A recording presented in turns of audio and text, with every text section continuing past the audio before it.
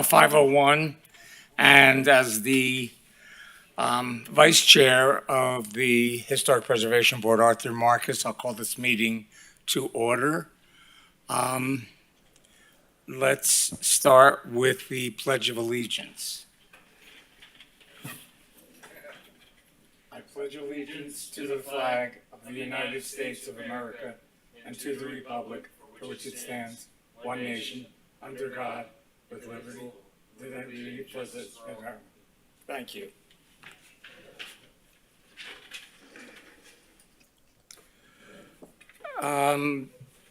Do we want to call the roll to make sure we have a quorum?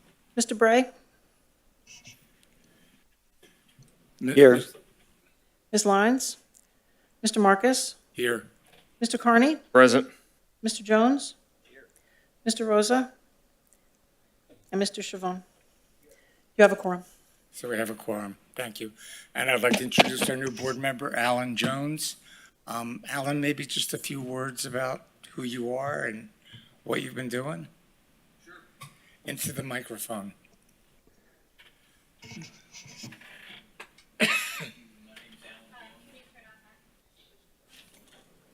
Test, test. Thank you and good afternoon. I'm Alan Jones, happy to take part in the board and sit in on my first meeting. Big fan of historic preservation, and it's been a hobby over time. I'm from the banking and financial services background and look forward to assisting in the great work that you all do. Thank you. With that, I think we have a deferral that we wanted to call up first. We'll need to do the approval of minutes first. Oh, I'm sorry, the minutes, yes. Yep. And we do have a correction. Oh, okay. Well, then maybe you should talk about the correction first. Sure. So on page 2 of the August 1st, 2022 Historic Preservation Board minutes, under the request for the certificate of appropriateness for demolition, the first line reads that Mr. Bray read a statement disclosing his connection with the application, which is attached to the record, and that should state which is made part of the record rather than is attached to the record. Okay. So your official version will have that change.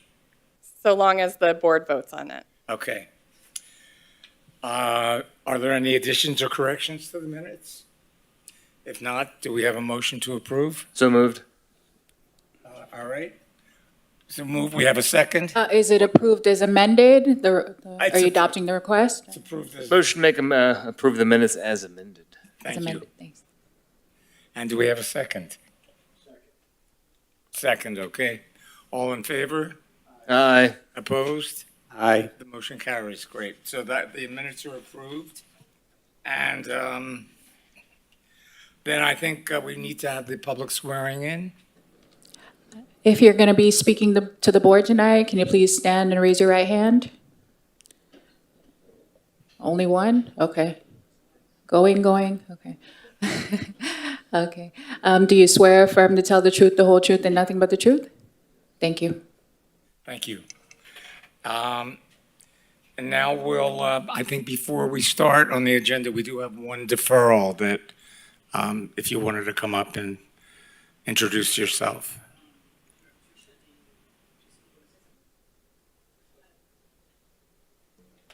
There's another deferral before your item. Good evening,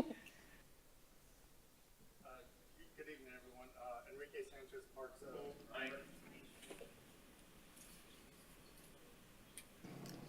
Hello. Oh, here we go. Good evening, everyone. Enrique Sanchez, Parks and Recreation Deputy Director. Yeah, we're asking to defer our item. We've gotten some feedback on the demolition of the property. The HOA is in discussion about possibly keeping the structure and trying to rehab at a later date. So at this time, we don't want to move forward until we get some clarity. We don't know if the structure will be able to be rehabbed, but we figure it doesn't harm anything to. Before you go any further, excuse me, Tricia, which item are we discussing? Oh, That's this- letter D, UDP, HP 22018. And The one that address is? says demolish a one-story accessory structure, and Agent Enriquez Sanchez. Okay, and what was the number again? I'm sorry. D, letter D, and it's case number UDP HP 22018. Got, okay, thank you. Okay, Go ahead. yeah, until we get some clarity from the association and we look into this further, we figured safer to defer any demolition. What's your request for the date? We have to have a date specific? You want the next meeting? Can we look 3 months from now? And, I mean, I don't think there's a particular hurry on this. That's up to the board. So do you want 3 months or? What is typical? Our next meeting is November 7th. It's a Monday. And following that is December 5th. And then we are yet to vote on our, I'm sorry, that we are what? we have our next meeting on Monday, November 7th. Yes. And then the following one is Monday, December 5th. And we have not voted on our 2023 calendar yet. That will be done this evening. Would you be able to make the December meeting? Sure, I don't know if we'll have direction by then, but we'll. Well, we we'll- have to Sure. defer to a date certain, and we don't have any dates in 2023 at this point. All right, yeah, no, this December, by then, Okay. we'll know something or come back for another deferral. So Tricia, I'm sorry, that was December, Monday, December 5th. December 5th, okay. So, does the board need to vote on this? Yes, you just need a motion from someone. I motion to defer the item to December's meeting. Was that 8th or 5th? 5th. The 5th. Okay, December sorry. 5th. Do we have a second? Mr. Jones? Second, Mr. Jones. Okay, all in favor? Aye. Opposed? The motion carries, okay. Thank you all very much. Have a good night. Thank you. So our next item is item 4A, case number UDP HP 22022. Tricia? Sure. I'll actually cover this item and the next item in my staff review. The other item is UDP-HP 22023. And both of these items came before the Historic Preservation Board at the April meeting of this year for the proposal of two new two-story single-family residential structures. And the applicant did gain approval from the Historic Preservation Board.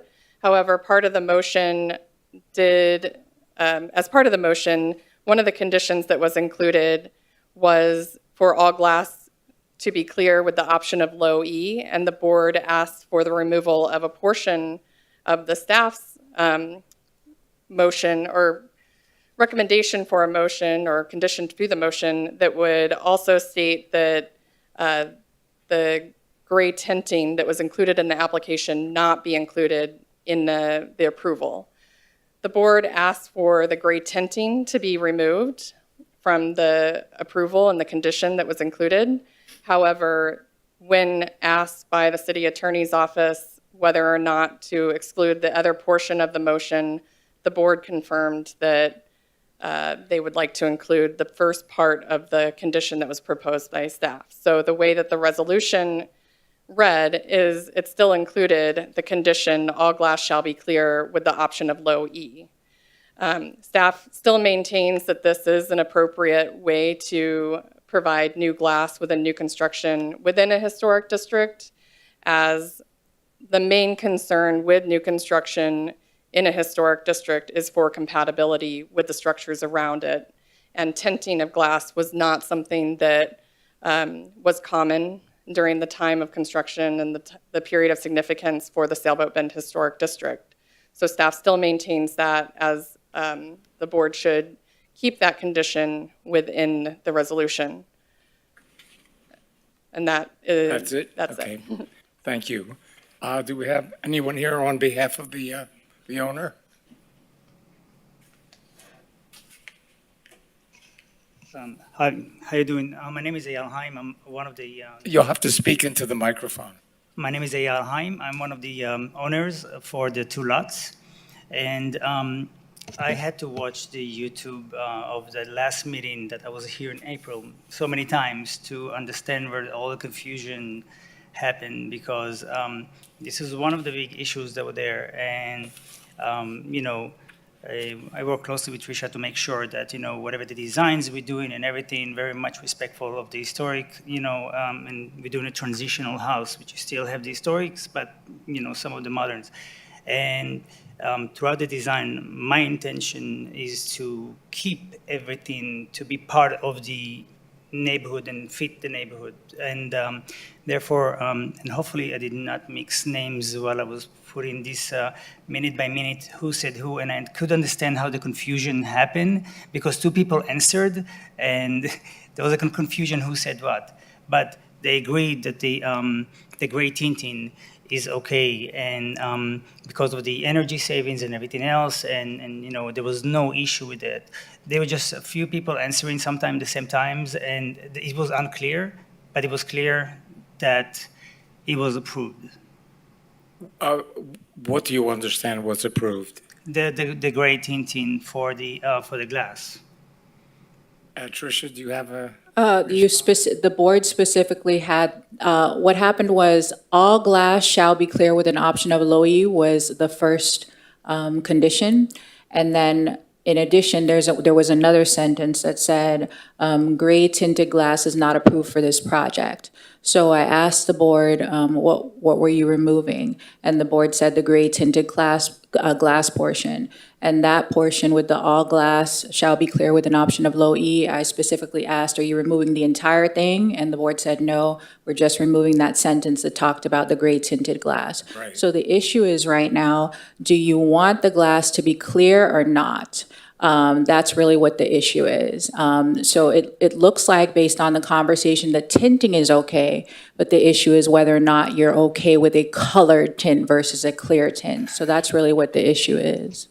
Okay, should we open it up to? Sorry, Go ahead, I'm sorry. I have here, I broke down the meaning, even when you ask, because you got two people answering you, and I know I can see how confusing it could be. So I don't know if you see what I see. I'm not confused. I watched No, it just as many times as you did, but I'm specifically asking what the board is deciding at this point, because Right. the issue is whether or not the glass needs to be clear or not. That's the sole issue for purposes of this, because the portion that the board asked to be removed was the saying that gray tinted glass is not approved for this project, but the sentence remains, all glass shall be clear with an option of low E. Right. So Okay. whether or not you'd like the glass to be clear is the issue. Okay, Right, do so, we um, need The to- tinting is okay, but whether or not the tinting can be clear or with Right. color. We understand that's the question before the. I'm board. sorry, but the issue that was about the gray tint, because in the schedules that we have and everything that we presented, it says gray tint. So it wasn't just a tint, it was that color. And I don't know if this, but so on minute 4316, you did ask, to clarify the gray tint, because throughout the whole conversation, it was a gray tint, it was a color that was the issue, not just a tint. And then you did ask on the tint condition if the staff support, and in the minute 4320, gray tinting glass is not approved for the project. And then Mr. Bray on minute 4325 answer, we're taking that off the staff report, meaning the gray tint. At the same time, the chairman answered to the district attorney, to you, this one condition is we're removing. And then on minute 4340, the chairman specifically says again, we have no issue with the tinting, meaning being removed from the condition of the staff report, allowing us to use the gray tint. Because the whole, it wasn't just the tint, it was the gray tint, that was the You're whole. missing the question that I asked the chair. That's why I'm saying we could play the YouTube. You're missing the question. You're just stating what the answer was, but you need to repeat what the question was. So- But, sorry, let me talk to the board. I'm sorry, so the question was, you were asking to clarify the gray tint condition on the staff report, and read on minute 4320, gray tinting glass is not approved for this project. And then Mr. Bray on minute 4325 answered, we're taking that off the staff report, the gray tint. That same time, the chairman answered to the district attorney, this one condition be removing. And then on minute 4340, the chairman specifically said again, we have no issue with the tinting, meaning being removed from the condition of the staff report, allowing us to use the gray tint. So that's, unless I did not see the YouTube many times, but that's how it was, and if I made a mistake, but that's how I keep breaking down like 50 times. I wanted to clarify that I was not the chairman at that meeting, Okay, so getting back to our city attorney, do we have to open it up to public discussion? Is there anyone in the public that would like to speak on this issue? If not, then we'll open it up to board discussion. Have you already ordered your windows? no, not yet, because the market has changed and we're having some issues with the architect. That's a whole different story. But no, we have not done that yet. So, I mean, what's the big difference between just going with clear right now? I mean, to me, it doesn't seem like it's a big deal. Sorry? It doesn't seem like it's a big deal if you haven't ordered the windows already, going with what we approved you to do last meeting. I don't understand why you're here. I'm here because, I mean, we work in the design together of the house, and the gray tint will help to reduce the heat to go in, and we eat the ELOs and the one with the gas, like, Yeah. it's much more expensive than the gray tint. And I always showed the very much, trying to work together with historical, never not to do something that is not going to fit. So it's more of a cost-effective thing for you. It's also cost effective, but it's Okay. also, the matter of, we didn't see how, I work closely in the design to make sure it fits. We didn't see how it's not going to actually fit the neighborhood or something that it's actually going to be an eyesore in the historical side. I want to make sure it looks good in the historical side and in the neighborhood. So I'm not planning to go like dark. It's like going to be very light color, Yeah. just something that it's energy efficient. Okay, thank you. Yeah. Anyone else? Well, I believe that was the person who originally started this conversation and had requested that the tinting be removed, and that was my intention. So I believe he's correct in what the intention was and what actually happened with the That write-up. was your intention. Right. Yeah. So I do believe that tinting has been around for more than 100 years.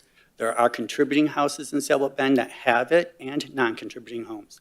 So I don't really see this as being a strict rule that needs to be applied because it will still blend into the existing community and it will help with the efficiency of the home and for other health reasons that it is helpful to view this as something that should be available to people when they're building new properties.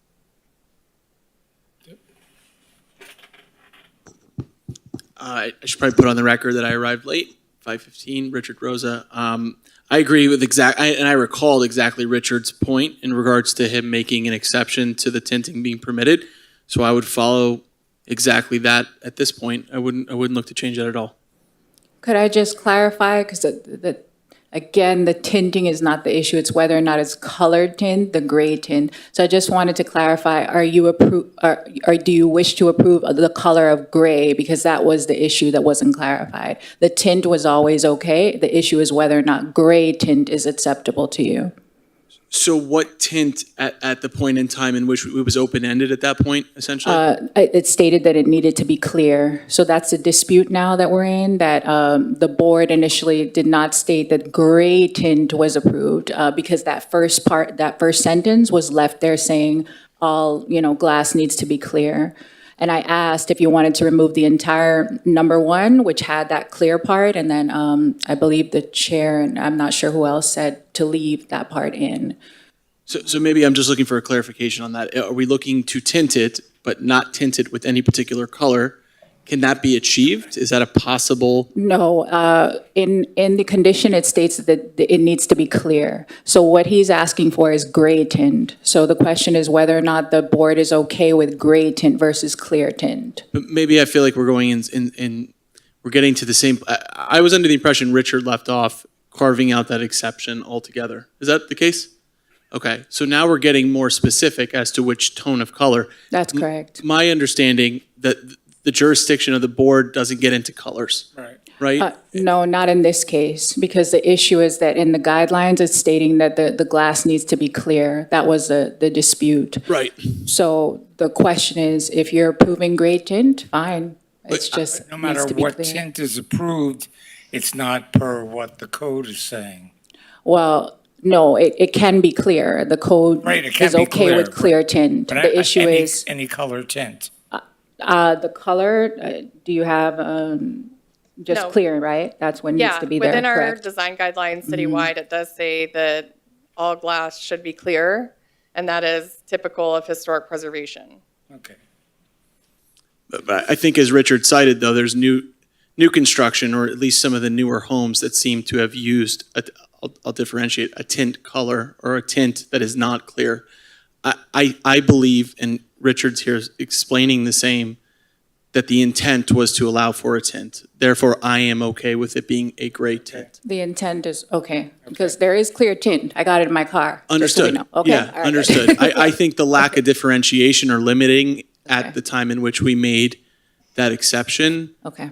would have been different, but leaving it open, I can certainly see where the applicant's presenting his case. Okay, thank you. Alan, do you have anything to add? Okay. And Tim? I'm in agreement with Richard that we should move forward and approve the gray tint as it's been described in this case, to stay within the letter of the proposal. Okay. Can get complicated if we want it to. Then I'll give my opinion. I have the contrary opinion. I mean, I know I may have changed back and forth, but after considering this, I really have to agree with Tricia and the interpretation of a historic district. So with that, can we call the question? Oh, we need a motion. That's helpful. Can you please make the motion separately? So they were discussing two different case numbers. The first one is UDP HP 22022, and then the second one is UDP HP 22023. I'm sorry, I don't have these in front of me. So Which it's is the which? first two items on your agenda. Yes, So if you okay. would please make the motion separately. Understood. Dave? I move to amend the certificate of appropriateness for new construction, case number UDP HP 22022. Motion to allow windows with gray tinting. And could we motion at the same time? Second one? No, You would one- just wait on the second for this, and then they'll vote, and then the next one. Is there a second? Seconded. Second by Mr. Bray. May I read the resolution? Yes. A resolution of the city, of the Historic Preservation Board of the City of Fort Lauderdale, Florida, approving an amendment to a previously approved certificate of appropriateness for new construction, case number UDP HP 22007, for the property located at 726 Southwest Second Court, Fort Lauderdale, Florida, located in the Sailboat Bend Historic District, to remove the condition that required all glass to be clear with the option of low E. Case number UDP HP 22022. So basically, a yes on this vote means that tinting is okay. Just wondering, okay? Gray tinting is okay, just to be clear. Just great, thank you. Thank you so much. Mr. Bray? Okay. Aye. Mr. Carney? Yes. Mr. Jones? No. Mr. Rosa? Yes. Mr. Chavon? Yes. And Vice Chair Marcus? No. Passed 4-2. So, good luck with everything. We have to one more. We're not done Yeah, yet. we have one Yeah, more. One more. Yeah, I'll do another one here. I am moved to. yes. I move to amend the certificate of appropriateness for new construction, case number UDP-HP 22023, to allow the windows to have gray tinting. You just Okay. need a second. Is there a second to the motion? Okay, Mr. Bray seconded. okay, all in favor? May I read the resolution first? Oh, yes, thank you. A resolution of the Historic Preservation Board of the City of Fort Lauderdale, Florida, approving an amendment to a previously approved certificate of appropriateness. Hey, for new construction, case number UDP HP 22008 for the property located at 720 Southwest Second Court, Fort Lauderdale, Florida, located in the Sailboat Bend Historic District, to remove the condition that required all glass to be clear with the option of low E, case number UDP HP 22023. Thank you. Do you want me to? Yes. Oh, yeah. Mr. Bray? Yes. Mr. Carney? Yes. Mr. Jones? No. Mr. Rosa? Yes. Mr. Chavon? Yes. And Vice Chair Marcus? No. Same, 4-2. Okay. Good luck then with everything. Thank you so Now. much. So gray tint is okay. Gray tinting is okay. Making sure. Thank you so much, guys. Have a good evening. Thank you. Okay, next on the agenda is item number 4C, Certificate of Appropriateness for Major Alterations, case UDP HP 22021. Tricia? Sure, this is a certificate of appropriateness for major alterations for the property located at 901 Progresso Drive, a historic landmark also known as Progresso Plaza. I will, trying to get to that. Oops.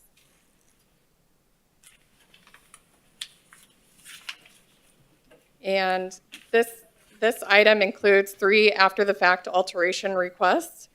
One is for the after-the-fact installation of 2 signs, then the application of decorative tile, and the placement of turf in the courtyard area.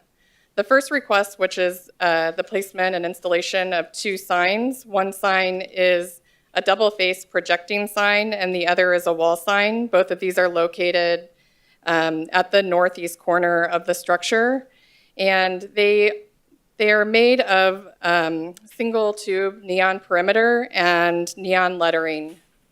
And in general, for a historic property, you would want the materials and the design of the new signs to match the historic style of the structure. And in this case, the other signs that are present within the building, these signs do not complement the signs that are present already, and they don't match the materials that were present when this building was constructed. Tricia, excuse me, I think we have the wrong image on the screen. Oh, it went back. Sorry about that. There we go. The next request is for the installation of decorative tile on the outdoor bar. And it's a little slow.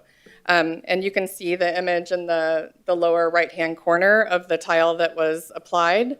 The outdoor bar, which was described as a pergola last November to the Historic Preservation Board, was approved. The structure itself was approved, but it did have a condition for the material on the exterior of the outdoor bar structure to be a smooth stucco. And this was applied after the fact without permission from the Historic Preservation Board. In this case, it was a condition of approval as stated in the resolution, and is something that the board would need to consider as an adjustment to that original resolution. The third request is for the installation of turf in the front courtyard. The turf is part of an overall renovation to the courtyard area that included paving and turf. In general, the paving is complementary to the materials that were already found within the structure. However, with turf and historic preservation, we don't generally allow turf in a front yard of a historic property, and therefore staff can't support that request because it is considered an alteration to the building and is not appropriate for this time period. So with that, I'll read the summary conclusion. Staff finds that the application for a certificate of appropriateness for major alterations under case number UDP-HP 22021 located at 901 Progresso Drive does not meet the criteria as outlined in section 472411 D3CI of the ULDR and partially meets the criteria as outlined in section 472411 D3CII of the ULDR. Okay, thank you. Is there a representative here? Yes, hello. Dylan Legai here, just project manager representing the applicant. And these three items are brought up. The first one with the signs, I know that there was a permit filed for with the sign contractor, and whatever happened in the permit review process, they were issued and they were installed. So that's the one there. I know that the turf particular item was brought up with the concern of mud, and the decorative tile item was put more so, not as much the specific of the decorative tile, but more so a way to protect the smooth stucco surface with that. And that's the three items that we have in response to that. So did you get a permit for any of these? Yes, You did. it's a permitted project, So yeah. you said that you have, so everything was permitted, Yes, but unfortunately, nothing went through your area? So the signs were not, they were not brought to the Historic Preservation Board for review or approval. They also did not go to the Development Review Committee, which they do need to go through because this property is located in the downtown Regional Activity Center. And the pergola or outdoor bar was permitted. It was approved by the Historic Preservation Board. However, the tile that was applied is something that was specified. It wasn't specified in the approval by the Historic Preservation Board. The approval, the resolution specifically states that the exterior material needs to be smooth stucco. And so adding on a material is something that staff can't administratively approve. It has to be considered by the Historic Preservation Board as an amendment to that original approval. And for turf is something that staff will never approve for a historic property for placement in a front yard. It's considered an alteration that's not appropriate for a historic structure. Okay. We do allow it for a backyard or something that's not visible, but in this case, it's a front courtyard that is visible. So that's why these issues have to come back before the board. Correct. Okay. Yeah. Okay. yeah. Please and, continue. Right, I was working on the pergola and the interior part of the property, and obviously these items are still pending. There is a DRC review with regards to outdoor dining that the DSD staff, I know Mr. Battle's here as well, have been talking about putting the signs alongside this with HPB. Of course, HPB is starting that. What type of signs are you discussing? The two that are brought up on the screen. Okay. And then with regards to the turf, the applicant wanted to go with more of a turf because of the way that the puddling happens with the natural type of grass installment versus a turf. And because I should say, I think we can see the word pizza here and bar. It is a commercial space that's used for the public to access to have bar and pizza activities. So would you have tables and chairs on the solid portion as well as the grassy portion? It is a mix in the outdoor dining review that's concurrently happening alongside this. The construction of the pergola is one thing. The outdoor dining of the pergola area and outdoor dining area is a mix of the Understood. turf and that, yes. Okay. Thank you. Is there anyone in the public who wishes to speak? If not, we'll open this up to board discussion. I'm just a little confused. Do you have any plans to make adjustments on the signage or the turf or the tile? The applicant's request is to keep it as is in the current installation. Okay, so just for our discussion, your position is that what's there, you would like to see it stay there. You're Yes, sir. proposing it. You would ask for our approval for the signs to be as they are presented, and the Yes. turf to go in as it's presented, and the tile to remain there. Yes, that's correct. And just for my own curiosity, how did the tile get on there Yeah, when absolutely, the yeah. stucco was designated? Totally, yes, absolutely. I was, as I was saying earlier, I was actually on the interior part of that, but there was a discussion with, I guess, their contracting team of the pergola side about how to protect the wall, and it was more of a tile to protect it's the lower part of the piece. And yeah, Jay, owner Jay is here as well with the property. So, we've been trying to open this restaurant for Please almost introduce Jay yourself. Adams, Sir- property sir- owner. Sir, please Yes. introduce yourself first. Jay Adams, Thank you. property owner. So the pergola is not historic. You guys made it, not historic on purpose. It can't look like the building. So we built it, and it was kind of very open how we do it when we were here. So the operator, very good operators, we've been in this for 3 years trying to build out this space. I'm in it upside down. Underneath the pergola bar, people's feet hit the bar. So a smooth stucco is going to be all marked up. So wisely, my tenant decided to put this good-looking tile. If you guys don't like it, I guess you own the property, I don't. And you tell me what to do. But that was the reason. Okay. Thanks for clarifying that. Thank you. Okay. Anything else? Okay. Thanks. See, I'll just say this. It's very hard to lease space, wait 2.5 years to get a permit, and then for that tenant to be able to make it. So signage for these historic buildings is critical. And I cannot believe to repurpose a building, there was no historic sign there. And there's no really any sign. I keep signs off the building. But for this anchor tenant that pays 30% of the rent or more, it's critical that they make it. That's how you save buildings. Okay, thank you. Okay. Mr. Chair? Yes. So I'll just finish with a comment, if it's okay. I don't have a problem with the turf, only because I understand, being in this business, how important it is to have that kind of surface to the general public for a multitude of reasons. So someone else can make the argument that it's not appropriate because it should be grass, but the fact of the matter is, from a functional standpoint and a practical standpoint for the restaurant to be successful and for the customer to be in a safe and clean environment with high volume, that's almost a must. And then how do you feel about the other two? Pardon me? The other two issues. How do you feel about the other two issues? The other two issues, I also understand the bar situation where your feet kick a bar and it deteriorates the wall of the bar. And I don't feel that something like that is going to diminish the amount of historical value that's being presented by this building. And they've done a tremendous job with this place. So Tim, just to move things along, So you're in favor of all three? I'm in favor of all three, especially especially the signage in that area, driving by it, and I did do a drive-by.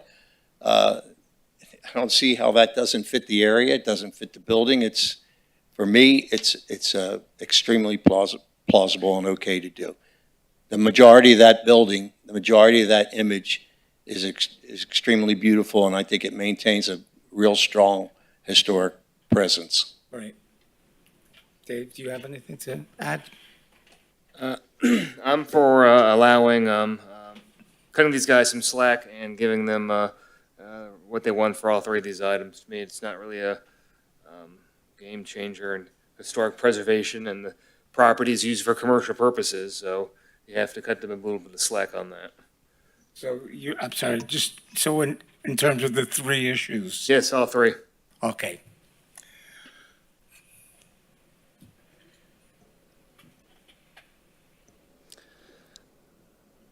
I definitely appreciate the challenge in bringing the business up, and as I listen and balance it with a process that's articulated to follow, if it's my business, I would follow the process.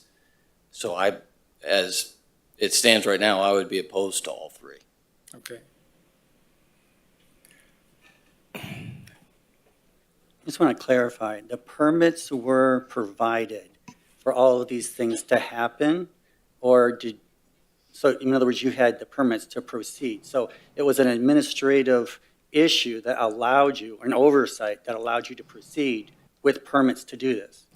Right, yeah. Right, so now it's like they've noticed the oversight and now are coming back to you saying you've made a mistake. When it appears to me the city should have caught all of this before you even proceeded to make an installation. David, Yeah. David, just so you know from a little history, this is an issue we have repeatedly had in terms of it's certainly you get your building permit, but it never goes through the other part of the review.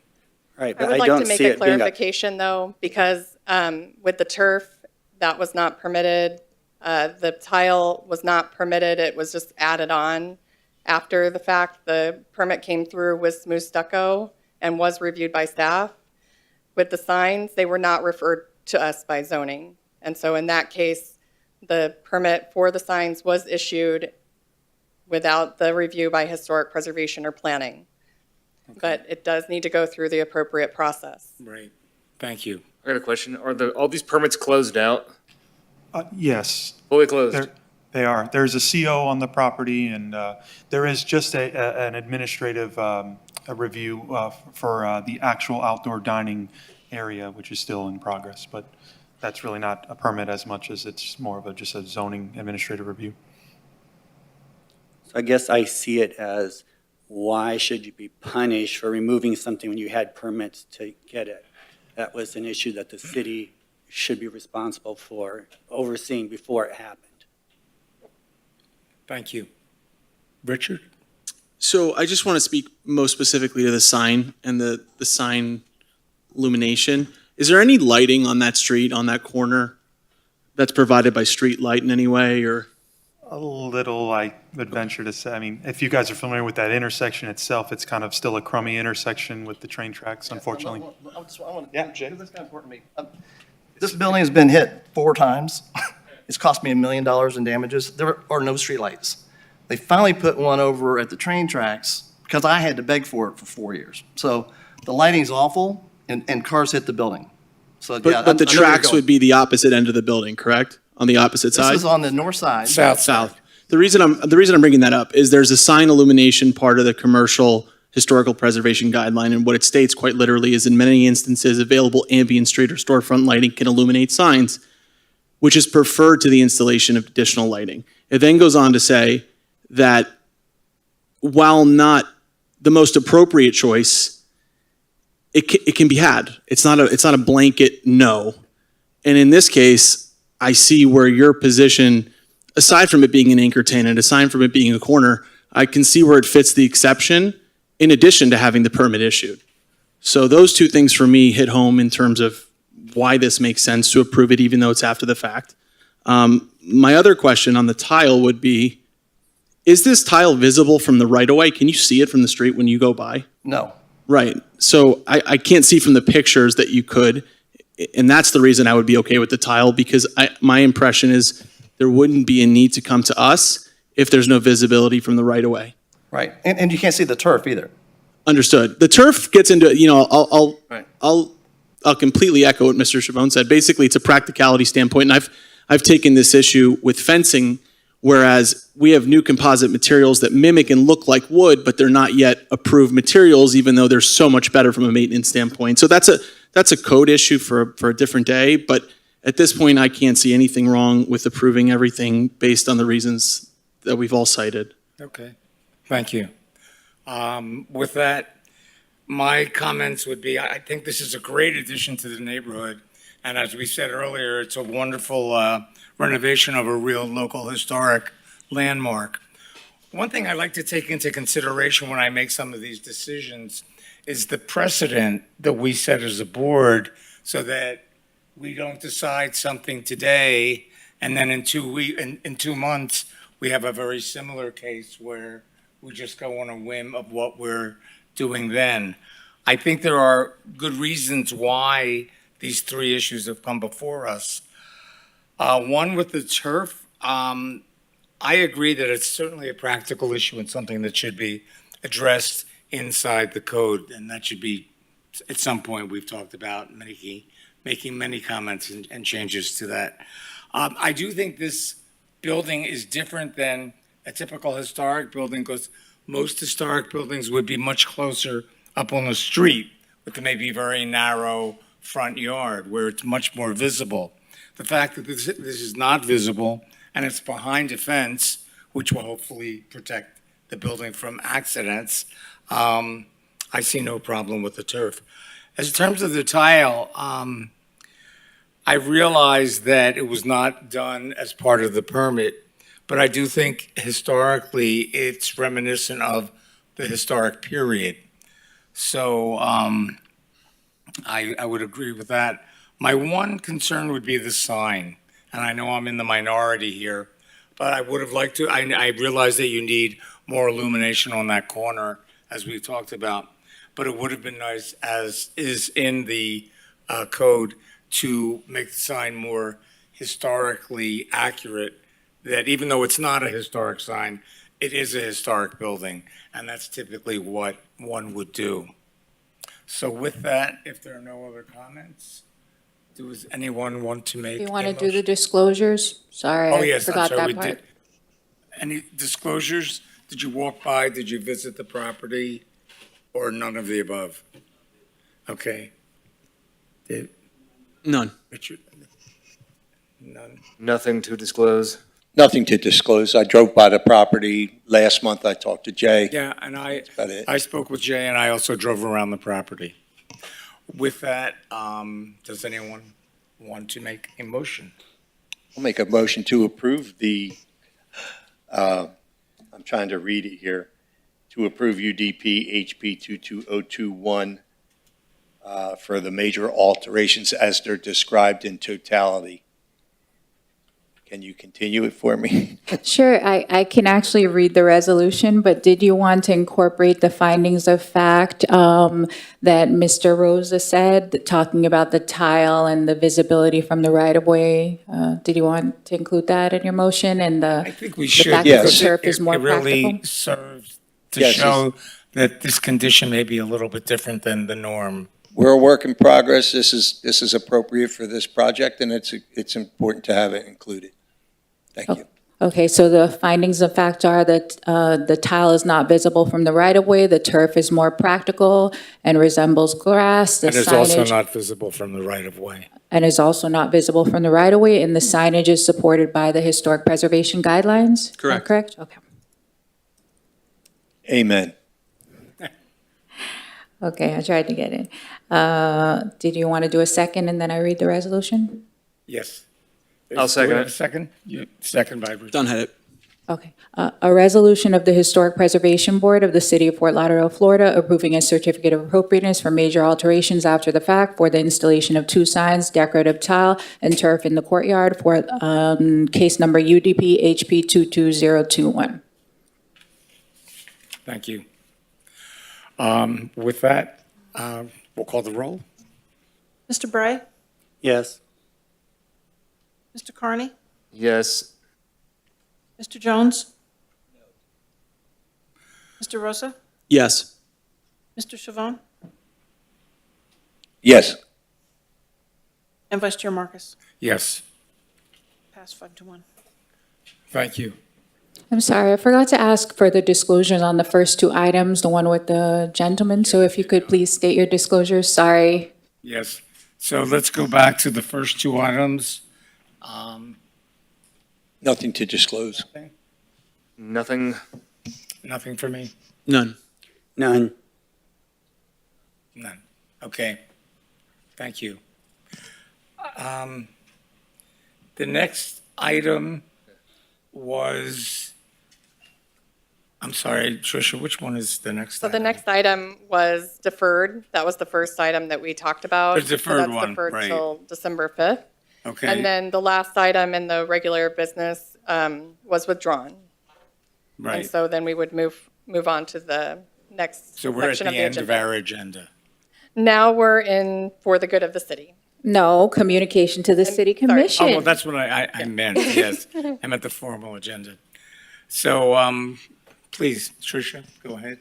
Well, the communications to the city commission are up to the Historic Preservation Board. So Oh, if we don't have any today. Do we have any outstanding that we've made in the past? give me a moment, sure. And I'll come back to that. Well, first, let's talk about the, I think we all received the, a memo about the Castro convertible building. Correct. That they're, Yeah, so that is scheduled for tomorrow night city commission meeting. right. Okay, For consideration of the designation of that building. And that was something that the Historic Preservation Board had requested to initiate that designation application and supported recommended approval of the designation of Castro convertibles, I think, back at the May meeting.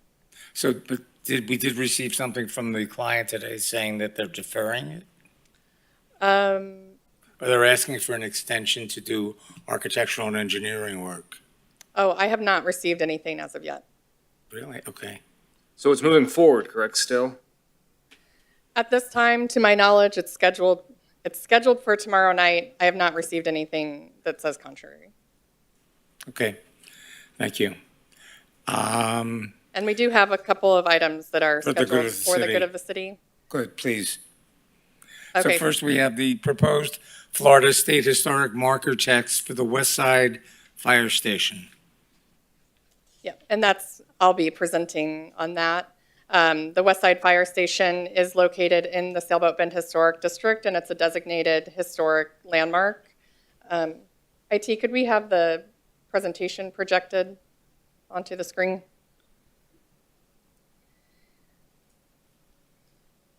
Let me just get to that slide so you can see the proposed text in front of you. The members of the nonprofit that run the Fire and Safety Museum in Sailboat Bend have requested putting together a marker text to propose to the State Historic Preservation Office to place a state historic marker at this site. I worked together with a member of that committee to come up with this text that's in front of you. I believe their board is in support of this, and they would be applying for the marker themselves. But as part of the process, there is a public component to it where the marker text is shared with the local community prior to moving forward with an application with the state. And then ultimately, once they submit an application, a committee formed by the state will review and vote on the acceptance of this marker in this location. So we're here just to show what this text would be and take any comments into consideration in the adjustment of the text.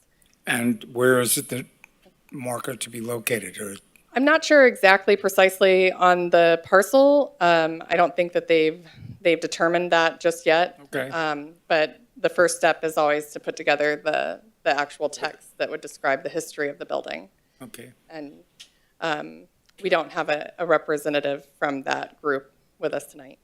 So will we be seeing this in the future? In place, once it's installed.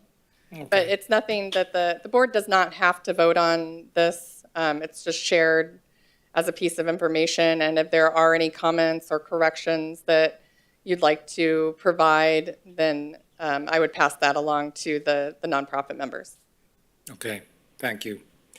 So our next item for discussion is the Wells Fargo building presentation. Yes, this was part of a communication to the City Commission from the Historic Preservation Board to request that a representative from the development for the Wells Fargo building would come to the Historic Preservation Board and give an overview of the building itself and the proposal for the new development. So we have Stephanie Toothaker and her team here tonight to provide that presentation to you. Thank you.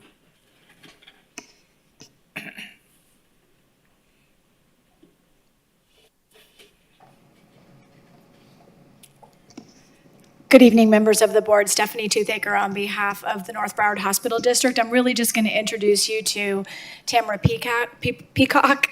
Her office has done an extensive analysis of the building, and I think she's going to share that with you this evening. Thank you. I saw in your packet that you did have a little brief summary. Oh. I guess it was the nomination form, or some of the research had been done about the building. Yeah. I just wanted to say I really have a passion for historic buildings. I served on the Preservation Board in Hollywood for 16 years, and I chaired it for 7. So I have a graduate degree in preservation, and we just did that reconstruction of the Great Southern Hotel. I don't know if any of you noticed that down there. So when we first started to work on this project, I immediately noticed that the canopy looked like a contributing feature. And so, do you have a picture? I guess you had a picture in the staff report, but Bo stepped out. Yeah, I just wanted to ask, Uh-huh. we did not receive anything on this project, did we? The board packets this month were sent digitally, and so we didn't send any So printed this material. is it on the screen. Yes. Okay, so yeah, I see that And putting it up. just so we, as part of your introduction, could you tell us a little bit about who you are and where you're coming from? Oh, sure. I'm an architect that works for Broward Health, so I'm their representative, and we'll be doing the construction documents for the project that, the Understood. replacement building for Wells Fargo. Thank Yeah. you. But But please continue and tell us a little bit more about what you're planning. okay, so what happened is that we, started to work on the project, and we immediately went to the records. I guess you're starting your own survey of structures in Fort Lauderdale, and it wasn't listed. And so when it wasn't listed, we were like, okay, well, I guess they don't, think it's contributing. And some of the reasons that we did when, think that we were not going to end up in the situation where we had to come through your board was that the building itself has been like the original building was done. And Mo Marks is from my office too. She's another architect that has been working with us on the project. But so it was originally added on to. So the building was constructed, then it was added on to, then two-thirds of the canopy was demoed.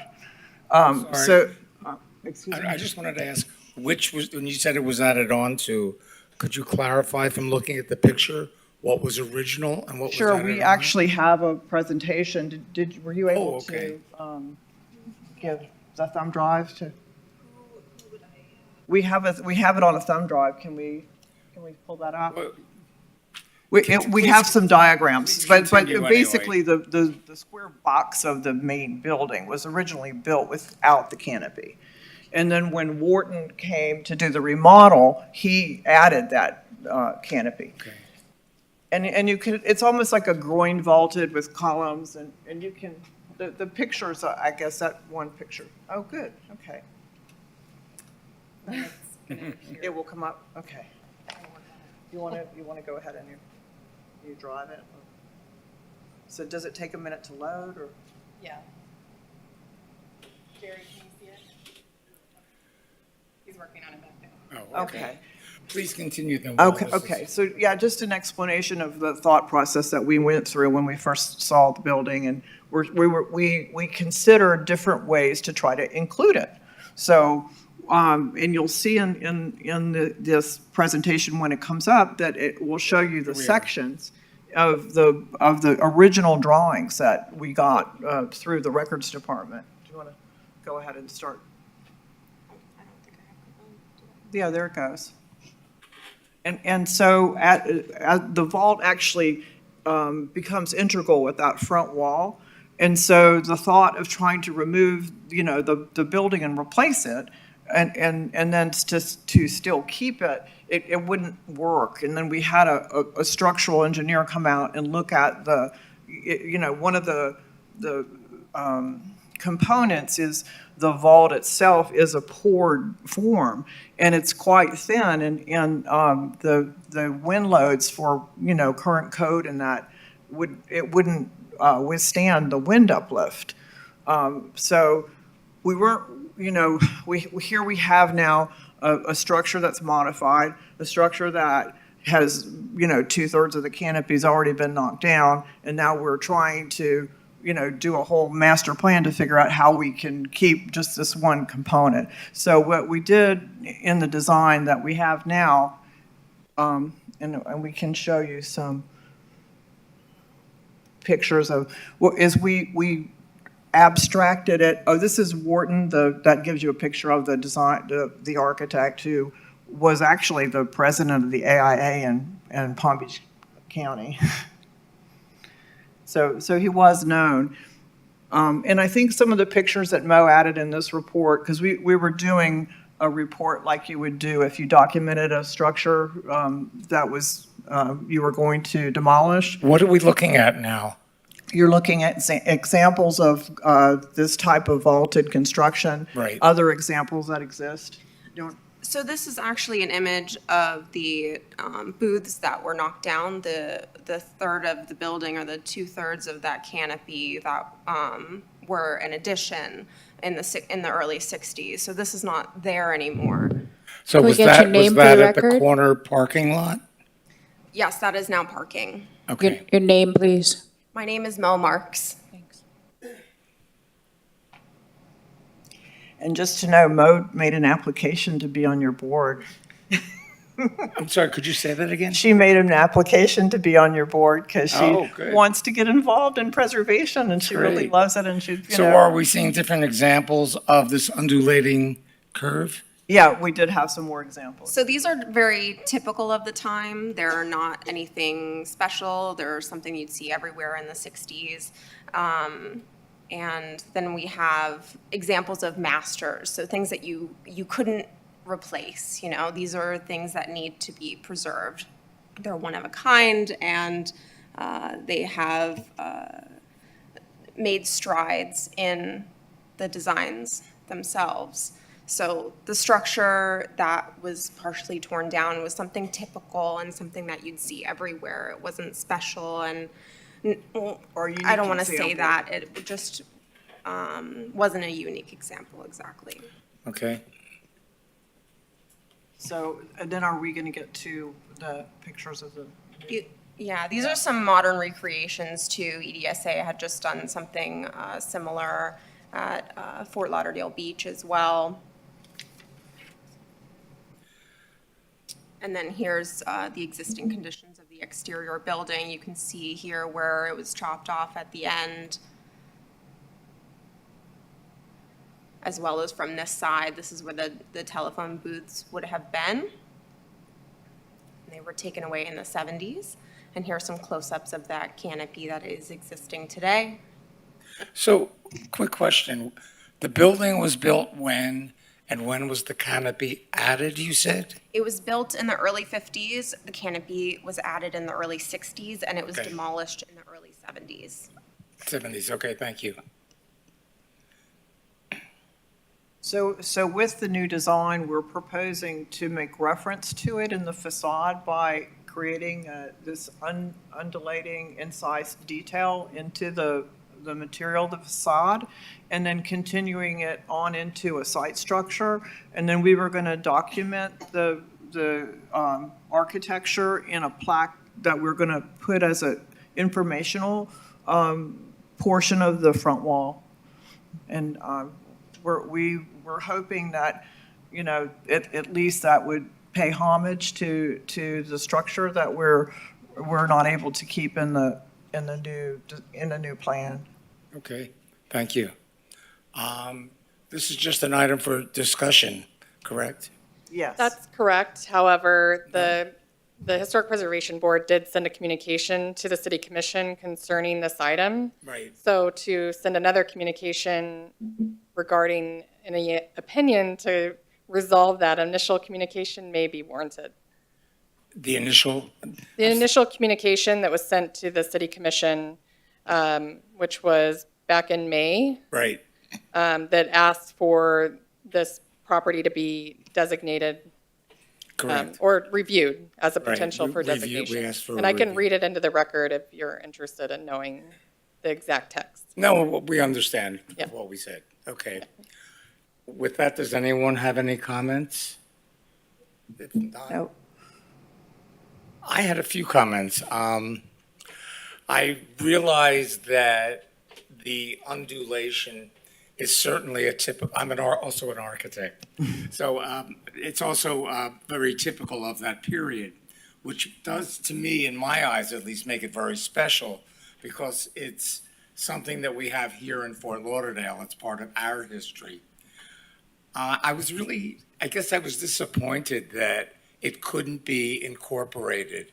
I mean, I've worked with a lot of historic buildings, and I know if you're willing to spend money, you can certainly make the structure work. But I still, and I do like the way you've incorporated some recollection of the historic design.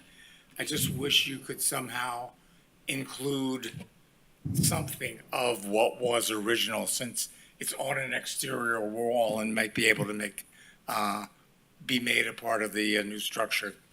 That's my.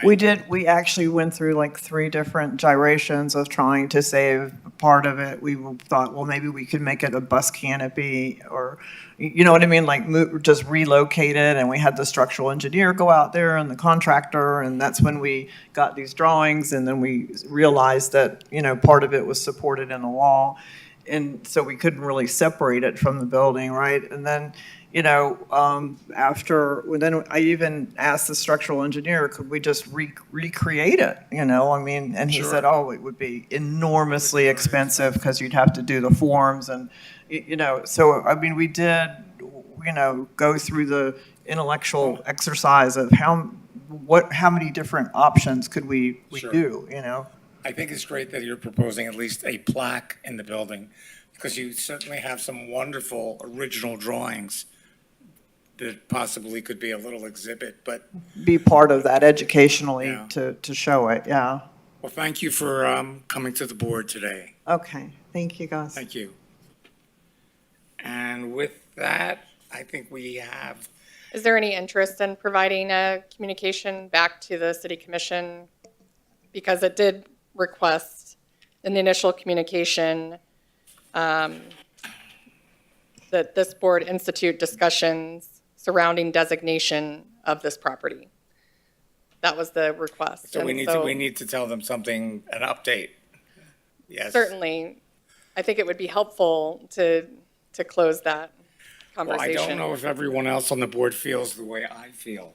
So, any comments? Quickly? Arthur, just so I'm recalling it correctly, it was 6 months ago, right? So you I think, were initially spearheading bringing this forth, I asked right? for the project to be reviewed, and that's where we came up with asking for a presentation. Okay. So we'd know what was happening. And just to be clear, this is just part of the redevelopment of that parcel, correct? Right? So this building is located on a parcel that is to be redeveloped. Right. And into a new Wells Fargo bank. But isn't there additional improvements that will go up along with the Wells Fargo? Or am I mistaken? Not at this time. It's just site improvements. Once again, Stephanie Toothaker. So the concept is, yes, that the Wells Fargo, if you look at it in the context of the piece of property, it sits not in a good location. Right. It was purchased by the hospital district to be part of a greater hospital campus. Okay. So while the only plans that are pending before the city now are for the new bank, because the bank, that's part of the agreement that the hospital district reached with the bank, is that the bank will be relocated on the site, but the rest of it is part of a larger scale hospital district that is under review and planning. Yes.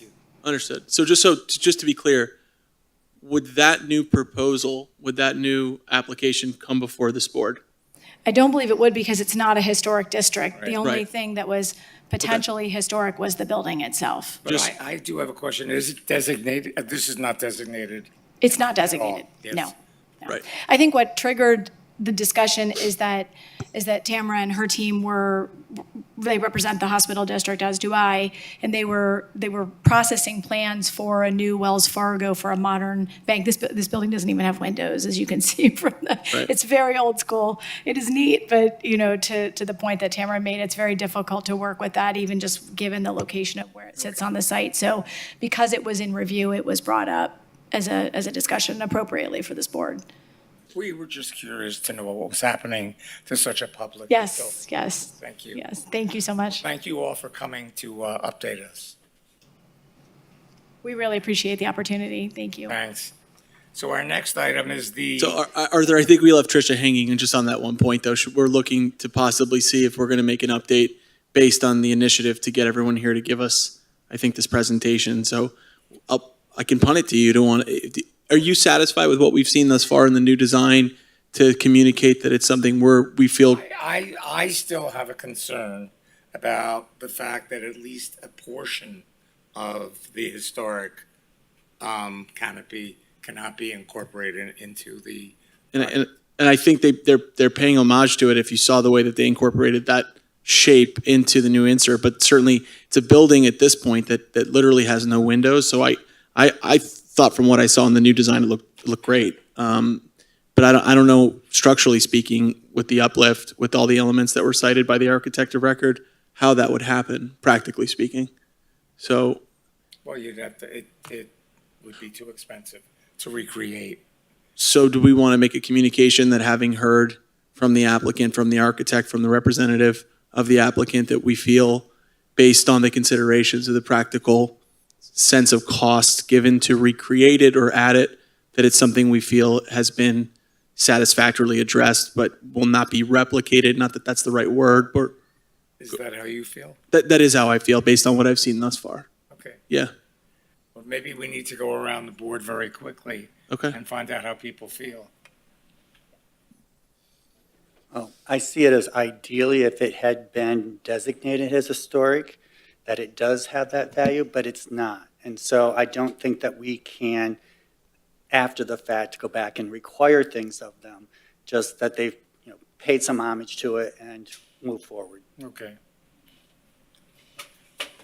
I agree with those remarks and also with Richard and what they've put into this thus far and what I saw. So thank you all. I agree with Richard and Alan, and I think we should move forward with the presentation, and he did a good explanation of why they need to go the way they propose to go. Although I also respect and understand what you said, it's just one of those things. Yeah. I agree with what Richard said, and really besides that, nothing more to add. So I'm the outlier here again. I don't agree. I would have rather seen something incorporated. But maybe the wavy line could better recall the shape and height of where it is now or something. I don't know. But that could be, I think that at least, I appreciate that effort to incorporate it into the project. Thank you again for coming. So the question is, I'm not on the side to write the letter, but it has to come from me. As acting chair for this meeting, you are not able to make a motion Right. for a So communication. somebody else has to make the motion. Somebody else would have to make a motion, but I think, Richard, you started to articulate Okay. what you'd want to say, but I don't know if you were trying to make a motion or not. No, I mean, it's that, we feel greatly appreciative for the presentation that was brought forth today. And is it a motion? I'll make the. It's a letter. Sure. It's sort of an affirmation that after having a better look at what we've seen as a proposed new design, that we as a board, at least the majority of the board, seems to be comfortable with what's been brought forth. And I'd just like to say, maybe add that it was sort of like 4-1, 5-1, just so that there was some split decision. Would you like to add that you're satisfied with the proposal to include the design of the wave to pay homage to the current design, historic photos placed, and a plaque? Very, very much so. Okay. And Correct. that would be a communication to the city commission? Yes. Okay. Is there a second? Second? Yes. Okay. All in favor? Aye. Aye. Opposed? Motion carries. Thank you. Thank you. So our last item is, almost the last, is the proposed Parker Playhouse marker text. Yes. So we have another marker that's proposed at the Parker Playhouse. The Parker Playhouse was recently underwent a renovation of the building itself, and a new addition to the facade was added. As part of the renovation, on the interior, you can still see a portion of the original facade, and of course, the original theater is still in place. Unfortunately, because of the modifications that have occurred to the structure itself, it wouldn't qualify for historic designation. However, there is a strong history culturally that this building represents in the community, and a historic state marker would be appropriate in this case. So staff has written proposed marker text for the review of the board, And if satisfactory, this would then move forward with an application to the State Historic Preservation Office for consideration for their committee to vote on a marker in this location. And the exact location is yet to be determined. And we don't have the text, I gather, yet.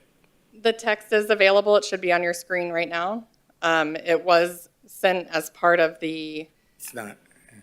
I'm not sure what's happening with, it's on these large screens. It was Oh. also emailed out to everyone. Okay. I can do a follow-up email after the meeting with the marker text I'm sure for it's both. fine. Okay. There is one small correction that I'd like to make where it does say that the Playhouse and the theater operated continuously for over 40 years. It should say over 50 years. So that's the only minor modification from what you actually received. Okay. Great. And there's no action that's needed No, by right. the board on that. And then our last item are the meeting dates for Yes. next year. Yes, the meeting dates for next year, and I'll put that on the screen as well. And you're- In general, we'll see. You're going to send out an email? I'll send out a follow-up email, Good. but we do need to vote on the calendar so that we can start reserving the rooms and get everything set up for next year. But we'll certainly send out reminders of when our meetings are set. In general, it's our consistent schedule of the first Monday of every month. However, for some reason, this isn't working to advance the slide. Maybe I didn't put it on there. Maybe that's the problem. We have January 8th, 2023, February 6th, 2023, March 6th, 2023, April 3rd, 2023, May 1st, 2023, June 5th, 2023, July 10th, 2023, August 7th, 2023, September 6th, 2023, October 2nd, 2023, November 6th, 2023, December 4th, 2023. So the exceptions to our usual calendar are January, where it would be the second Monday of the month because of the holiday. And July, because of the 4th of July, it would be the second Monday. And then for Labor Day, it's the first Wednesday, which is typically how we've done it in past years. Okay. So, but we do need a motion to adopt this. Do we have a motion to approve these new dates? So moved. And do we have a second? Second. Okay. All in favor? Aye. Opposed? The dates are approved. Does anyone have anything to add at all, or shall we adjourn the meeting? We need a motion. Motion to adjourn the meeting. Second. Thank you. Thank you all.